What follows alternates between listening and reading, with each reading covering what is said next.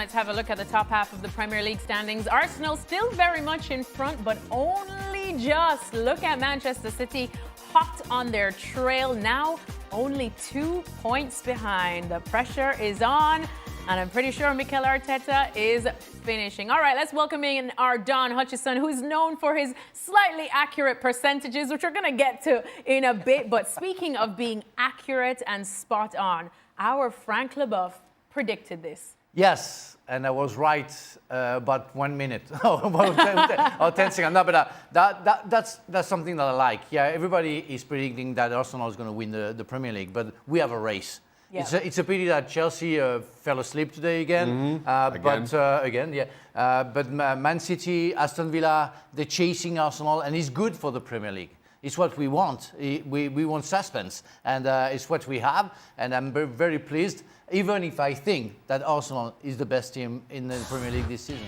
Yeah, it's an interesting one there when we look at this game here. Saka, I mean, how many times on this show have you said that this title, even though Liverpool are the defending champions, the way Arsenal were going at one point, it looked like it was theirs to lose. But here we are now talking about a 2-point gap. Yeah, I'm with you. I've been saying all along this is Arsenal's side to lose. But before I get to Arsenal, I have to give Villa credit. Yeah. I thought it was an incredible game of football.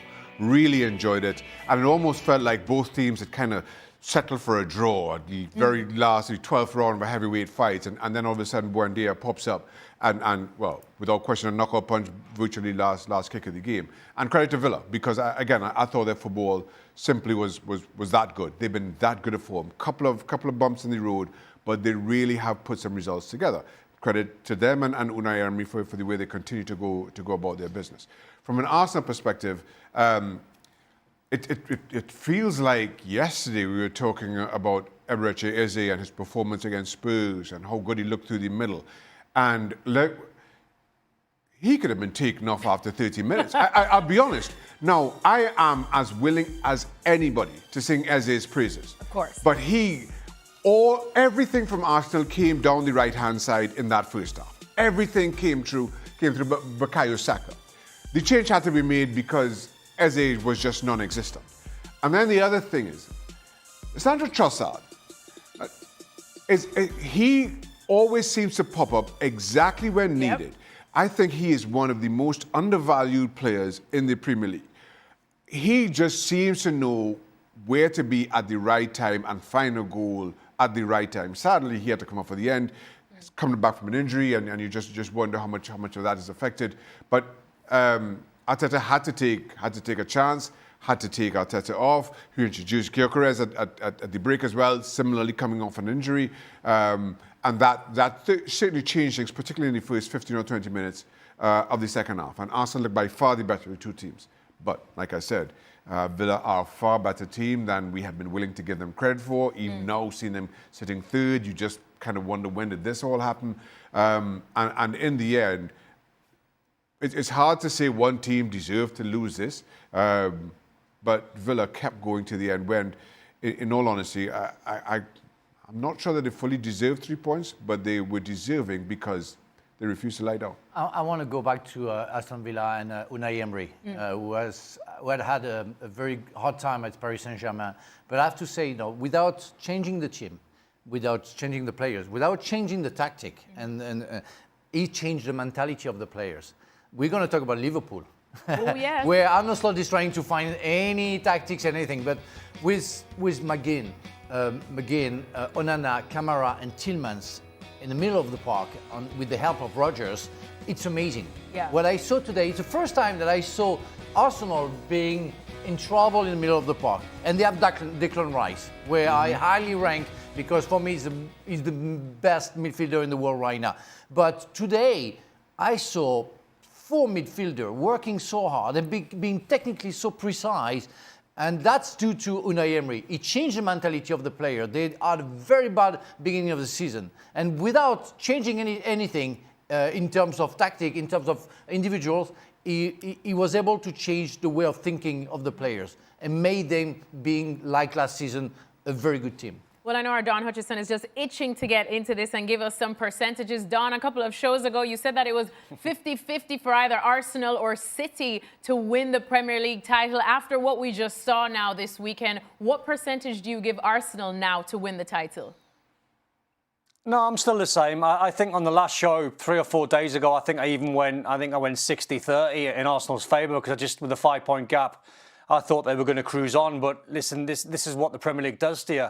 Villa, I thought it was a brilliant game of football today. I think Unai Emery gets a hard deal really in England. I think he's a very underrated manager. I think he's certainly, the best in the Premier League at making substitutions when needed. He proved that today by making the 5. It was a brilliant game.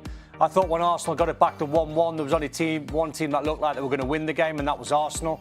Then Villa got their second wind and won it right at the death. But the league table is so narrow at the moment. I mean, Villa's form is incredible. 9 wins out their last 10 games, which has propelled them, into a title contender all of a sudden. So you'd put them in the mix. I don't think they'll make it, but I think when you look at Man City, the form that they're in, they've just hit 3 on the spin. So they're in great form. They've got 4 winnable fixtures. And this time of year, Alexis, throws up a really different dynamic than I think every other probably country in terms of their league. All the teams that play today more or less play again the same teams in about 3 weeks' time. So, Leeds have to play Liverpool at Anfield in 3 or 4 weeks' time. Villa have to play Arsenal, then at the Emirates. It's just one of these quirks of the Premier League. So Villa seem to be, over recent years, Arsenal's bogey side. And it was a brilliant, entertaining game of football today. But I wouldn't read too much into Arsenal losing the game today. It was just one game too far for them after the win last time out 3 or 4 days ago. All right, well, as I said, Sunderland are a tough nut to crack. Arsenal learned that the hard way, but Manchester City up against them today. Frank, City just got the job done, and that train is coming along nicely. Yeah, exactly, and it's against Sunderland. It's not against a random team. It's a team who, Sunderland is the team who beat most of the big teams. And credit to Guardiola's men. They did what they had to do. It's crazy to see that team when Haaland touched 1 ball the first half. Yeah. And but people they did the job, and the centre back Jas and Guardiola scored the goal because Haaland wasn't able to do so. But City did what they had to do, and there is nothing much to say. They are on the way to go back to their best. Maybe not the best of the best, but the best enough the best to compete against Arsenal. Well, you know that our Don Hutchison only does comms on the biggest games, and he was on call for this Manchester City game, Don, and just seeing Phil Foden find the back of the net again, we really are seeing him enjoying his football in the last couple of games. Is he back?